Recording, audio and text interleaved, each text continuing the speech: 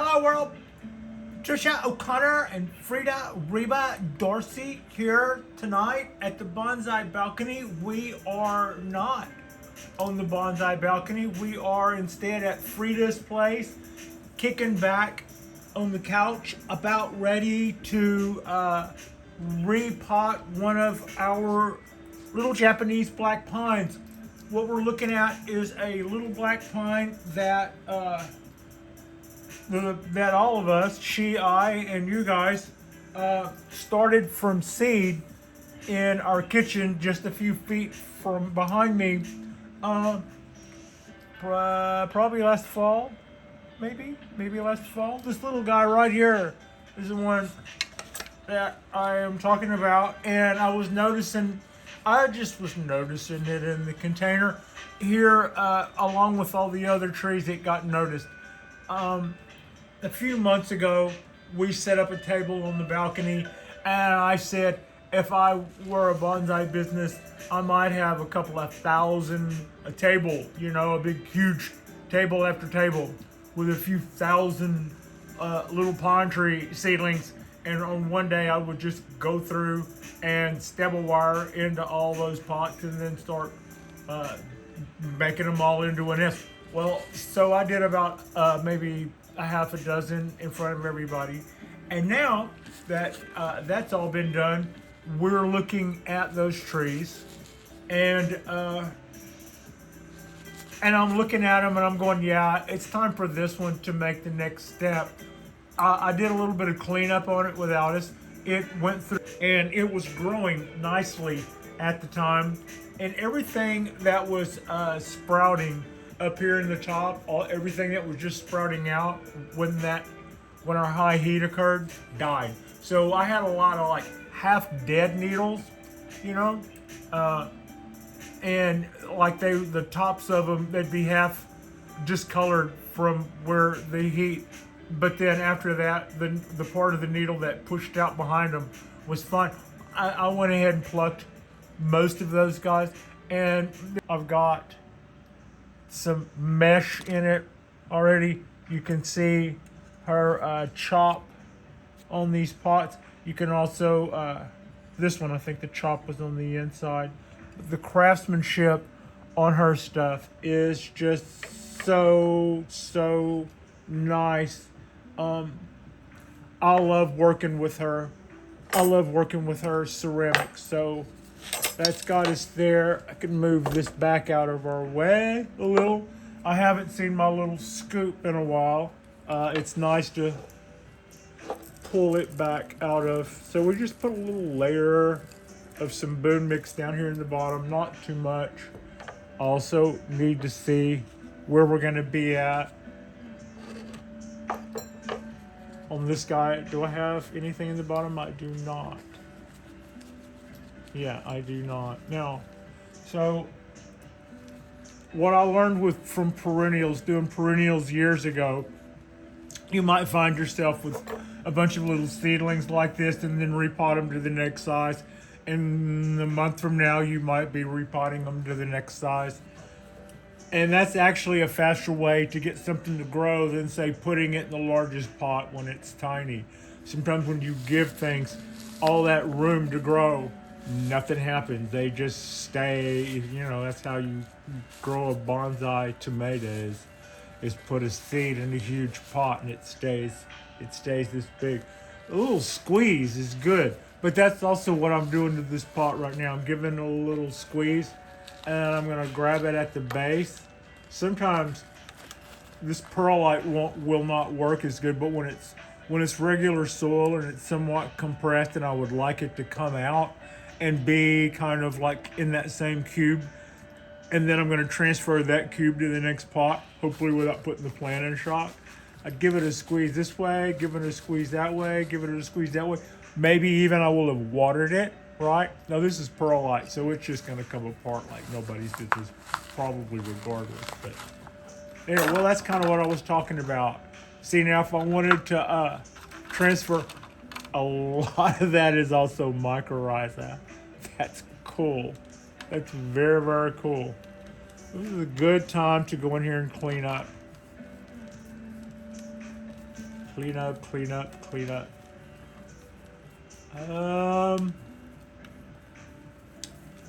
Pretty happy looking. Pretty happy little tree. The tools that I have on hand tonight are I have some wire cutters, Japanese wire cutters. I also have my Nipex wire cutters. I have a pair of box cutters in case those comes up. I've got some dog treats standing by in case my dog wakes up and decides, oh yeah, okay, dog sighting. I guess we could do a dog sighting. That's actually a Frida in the wild, enjoying her per diem. Okay, back to the show. All right, so Japanese black pine. We started this guy from seed. A couple of months ago, we put a wire around the trunk and put some motion in it, just a basic S. Pretty cool looking, not totally remarkable, but pretty cool looking anyway. And this is growing in just perlite. This is basically just growing in perlite. And we've been feeding it. And we've been feeding it our little cubes of biogold. So that's what's going on there. To continue my little tool count, I have a pair of Japanese bonsai pliers. I have a stainless steel chopstick.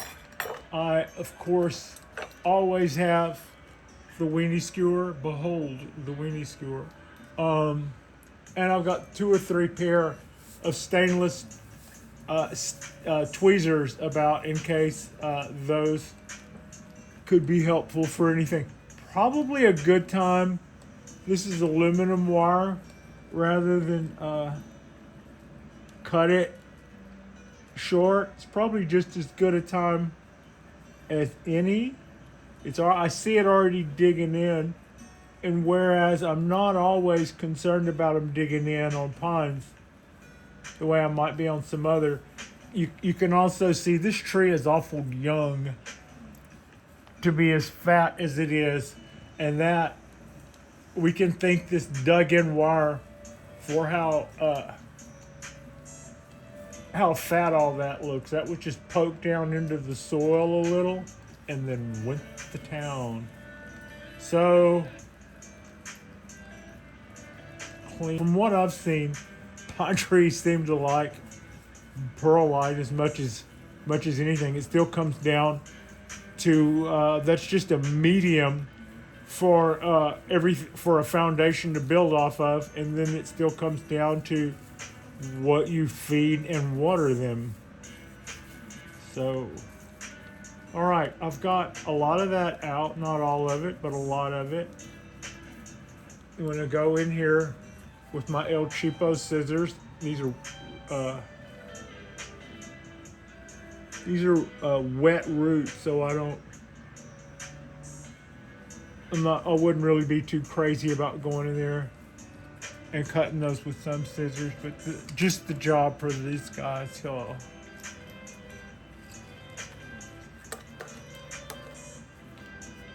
I'm looking at this, I'm looking at how thick that trunk is. I am thinking that I will likely need to go up in wire size if I would like to affect a little bit more change.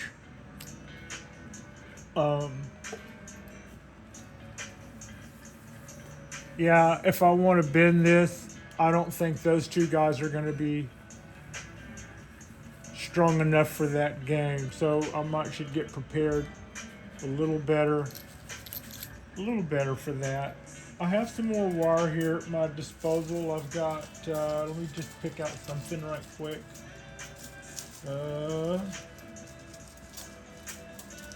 And just making sure I don't have something standing here close by that I haven't. No, I'm gonna have to cut this fresh. This will be just a second, but it won't take too many seconds. That's Yeah, dude, that's pretty hard. Okay.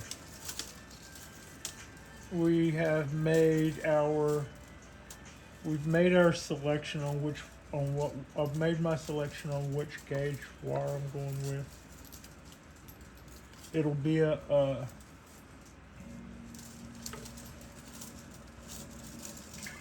it'll be a surprise because I don't have a tag on it and I don't know what it is offhand. It's this stuff. Ooh. All right, I'm thinking this ought to be heavy enough to hopefully put some motion, to add a little motion to this little pine tree. Other than that, I've just reduced the roots. I've reduced the roots a little, and now we have that old substrate out of there. There you go, Pat. You can see where we've got that digging in. We can change the angle to anything we want, but I still am going to want to get some more motion in that guy. So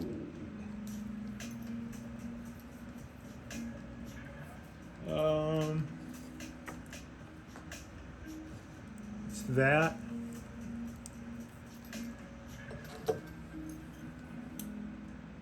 Little adjustment to my copper wire right quickly.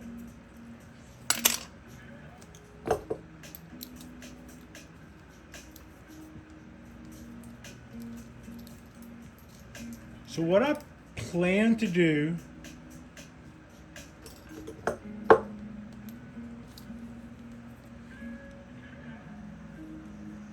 is stab this wire in there through that root system. As close to the trunk as I can. Just run it up in there, like have it come out of the bottom of that. Look at that. And now I'm going to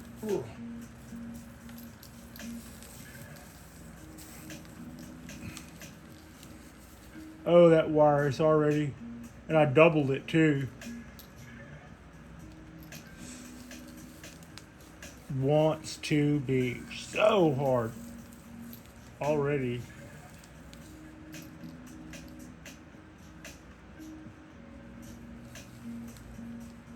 And I'm trying to keep the needles out of it as much as I can.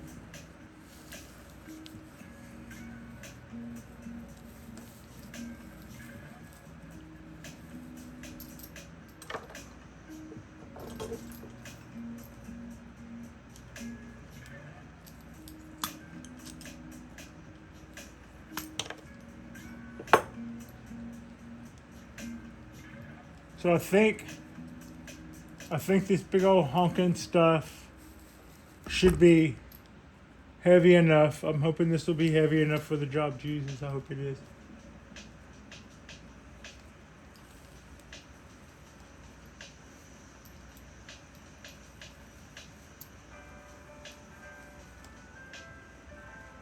And I'm while still trying to keep all these needles out of the way.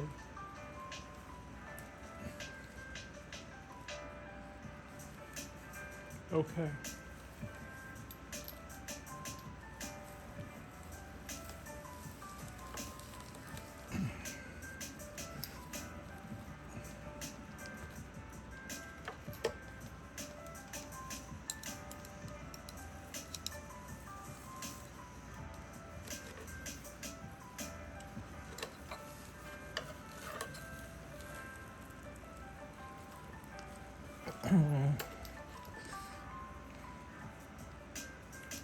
Would have been so much easier to have gotten the motion that we wanted in this tree like this earlier.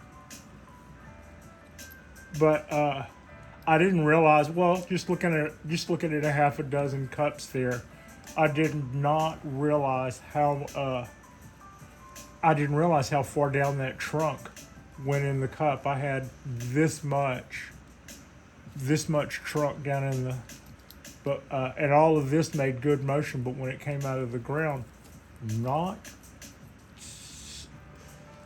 so much.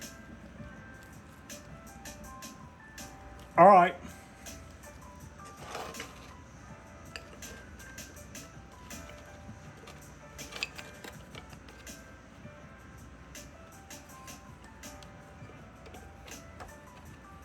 Is my arm really good? And then the shot there, I'm pretty sure probably all in the movie there. Okay. What do we want to do with this? Is that it? Could that be it? I think I'm seeing something here, maybe.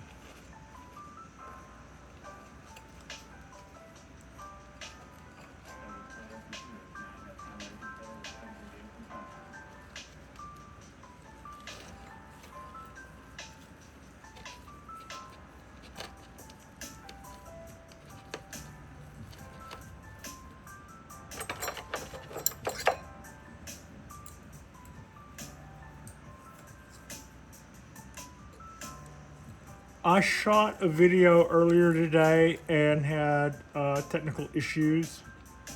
So there was stuff on there that I was looking to pass along.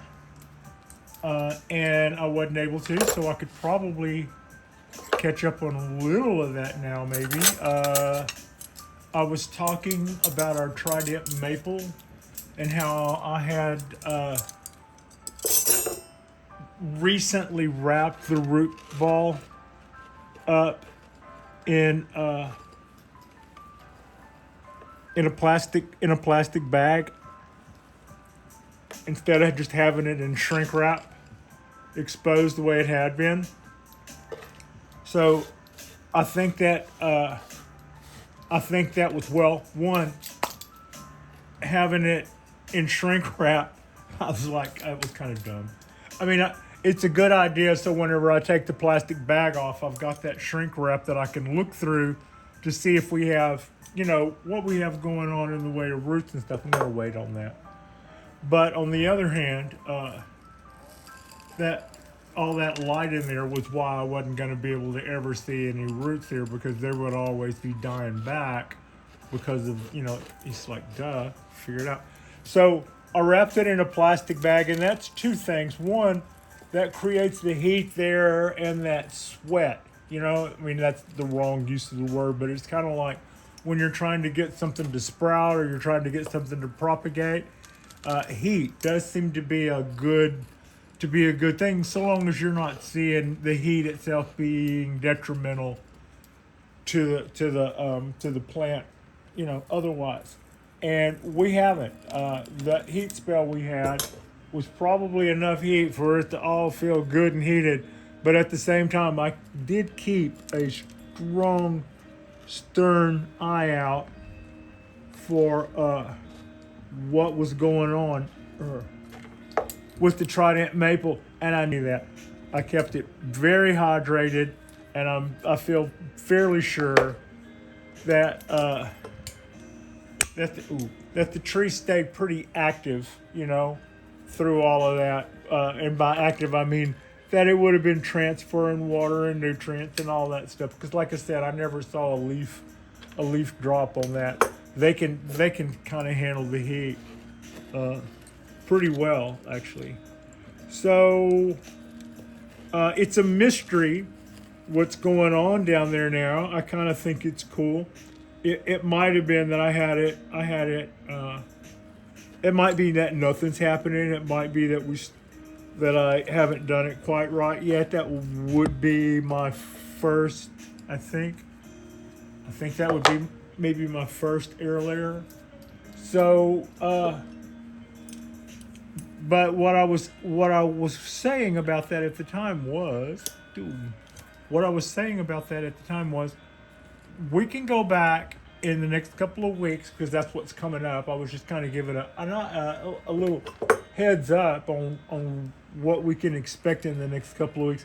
And one thing is definitely having a little reveal and seeing, because I haven't looked. I have no idea what's going on with that with that, with the trident maple and all those roots. Now, that's exciting and good news that it's in plastic wrap and that the tree itself looks to be doing well, and that yeah, we're gonna call that. Look, now we come out of the ground right here. We come out of the ground and we hook hard, and that could have been better. That's a big gap there. But the tree let us get away with it. It did the motion I wanted it to do. And I'm pulling it over and holding it over more over there. I've got a smaller gauge of wire around the tree. That's wire. This little guy is wired into this pot. And we put a little bit more motion into it. So now back to the trident maple. So in the next week or so, or maybe our next Saturday Night Live bonsai, however that ends up working out, we are going to go in there and do a little look see. If it's going great, then that'll be great. If we see roots, fantastic. If we see a little bit of roots, fantastic. We're not going to do anything until we see a lot of roots. If we see no roots, fantastic. We're not going to do anything until probably a little later on in the season. And at which point, if we don't see roots, then I will unwrap that, uncover that, dress back the air layer cut that we made there, dope it back up with some more rooting hormone, maybe add a little honey to it this time, cover it back up, and then we're just gonna go right back, just like before. What this is, like I said, this is my first air layer, but to my understanding, and I could be wrong, but to my understanding, if after 6 months or so you uncover the thing and nothing has happened, that doesn't mean that it's a failed air layer. That just means, do it again right there. Clean everything back, redress it, repack it, go again. And you can do that until your host dies, which everything's still happy and just flushing out like nobody's business, or you give up, which I'm not going to give up. I want that air layer to happen where I made that cut, because that's where I decided I think, is where it would be the best looking tree, I think. So I would redress that cut, repack it, and go again. Or you do see roots, you cut it loose, you plant it in a pot, and then you lose it because maybe you didn't have, maybe there wasn't enough roots to sustain it or something. That, sometimes you can transfer it. Excuse me. Sometimes you can have it go your way and then transfer it and then have them. I've seen that happen on other people's shows. So any of that's possible, but we're at the definitely not going to give up stage. For all I know, that little plastic bag that I covered it with, that may be hiding just a ton of roots now, or it might be hiding the fact that nothing much has happened since then. Okay, so the other things I talked about was we're also looking forward to quite soon dressing back our Dawn Redwood. I'm going to very shortly. We come out of the ground here, we come up, and then we cover around there. I think this tree is off to a good start. I think this is a good tree to do this with. This guy could use a little needle shortening, but this is its first, but what are you going to do? This is his first 10 minutes in a bonsai pot. I don't like the way the wire separated from the trunk. I wanted that tight in there next to the trunk. It would add more support to the wood there. If we were bending that harder, that would have been necessary to keep that wood from splitting. As it stands, all of that could have went more. We didn't even crack it. We also did a little bit of a root reduction, and then we've changed the substrate from perlite to Boon Mix, and then now we've got this little ceramic bonsai pot. This little guy just joined the old bonsai Vortex, and away we go. So yeah, I think I see its next move. I need to take this part this way. I do. I need to take that part that way. I think I have enough wire on that part of the tree. Oh, I almost poked that wire through the end of my... That would have made for a pretty exciting show, you know.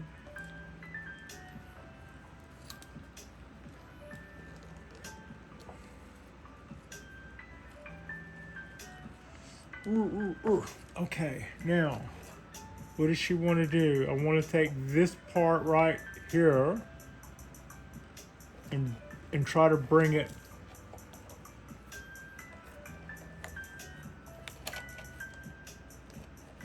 that way. Did she do it some? I did it some. I want to do it.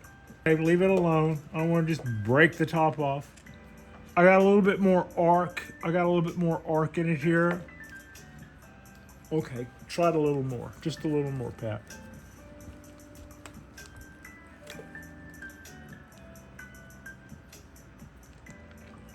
Yes.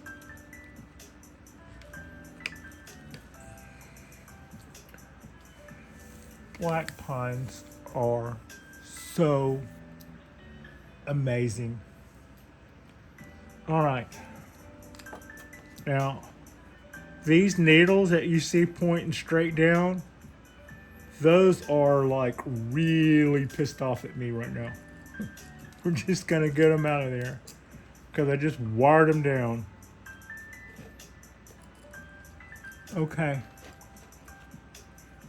I got that movement. I put a hook in there just like I wanted. Clean this up a little better. All right. Okay. There it is. A new little Japanese shohin or mame, depending on how tight we keep this, is born.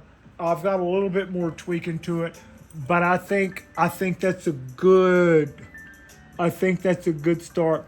We are a little bit of a watering away from having this one done, and it'll take its very rightful place along with our other mame and shohin black pines. So yeah, awesome. Like and subscribe if you guys haven't already. We'll probably go out on the balcony tomorrow and do something nice. I wanted to do this show today earlier on the balcony, but I had to do like old people things and go to the room and take the little number and sit down in the folding chair and wait for my number to be called. So yeah, that was sort of the opposite of bonsai. That was fluorescent light. And now look at it. It's all so covered up in wire we can hardly see it. But that's where it ends up, and this is where it comes out of the ground. I appreciate you. Frida appreciates you, and thank you all so much for watching.